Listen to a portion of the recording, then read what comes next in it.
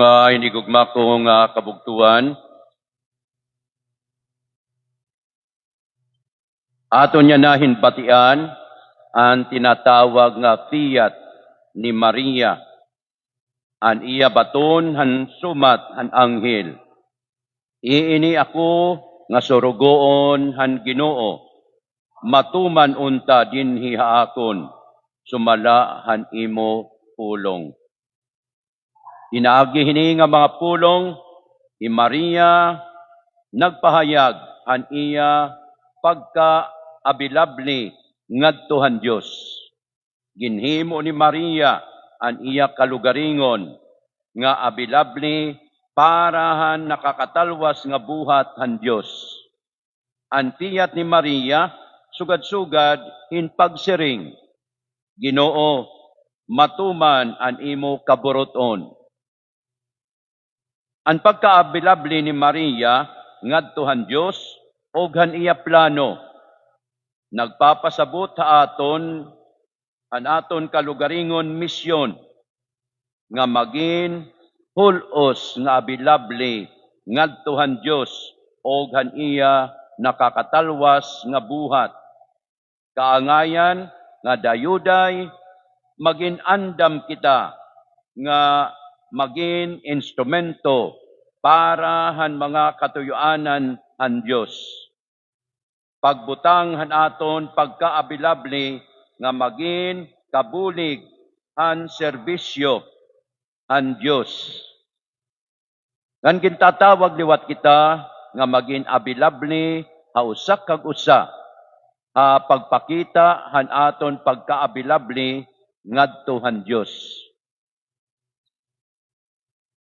Ang fiat ni Maria nagpapahayag liwat kinabuhi nga pinatubo didaha paglaom.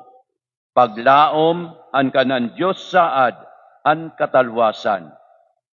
An saad han Diyos natuman didaha iya.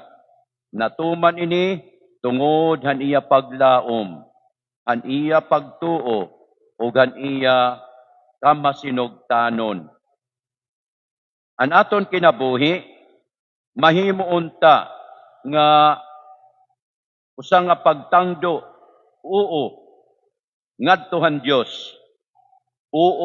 Ngadto han iya kaburoton. An fiat ni Maria makaaghat aton hin pagtukod an aton kinabuhi pagsiring ngadto han Diyos. Dida an ordinaryo nga mga sitwasyon an aton kinabuhi. Pagtangdo ngadto han mga pagturunan an ebanghelyo ni Kristo ug ang pagdumiri ngadto han mga baliko nga mga pagturunan han materialismo. Pagtangdo ngadto hin pamiling siyahan han ginhadian han Dios ug pagdumiri hin pagpadayon kun an makikalugaringon nga mga ambisyon. Pagtangdo hin pagtagad han iba kumo aton mga kabugtuan, bisan hadton diri nakikipagburugto. Pagtangdo hin pagserbi han aton komunidad, ngan pagiging maupay nga magmarangno. Nagpapaangbit han aton panahon, talento og mga kayamanan. Pagtangdo ngadto hin pagin maupay nga sumat, ngadto han mga kablas, pagpakaon han mga ginugutom, pagbulig hadton mga nanginginahanglan, pagliaw han magbidoon, pagtimangno han mga magsakit. Pagtangdo nga maging matinumanon han aton mga saad o mga sugo. Maha inasawan uha relihiyoso nga kinabuhi. Pagtangdo pagpasaylo hadton mga nakasala o pakighiuli haira.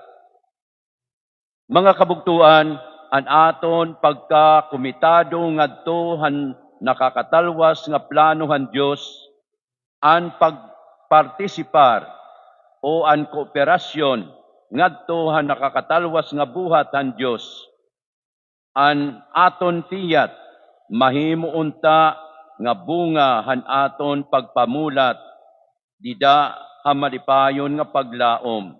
Base makahimo liwat kita an aton mga kabugtuan nga magmalipayon o malaumon.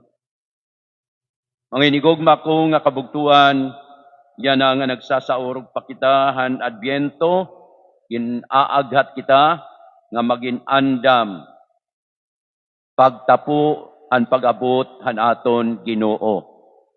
Pagpakatawo han aton Ginoo didahan tagsa-tagsa naton nga mga kasing-kasing, tagsa-tagsa naton nga kinabuhi.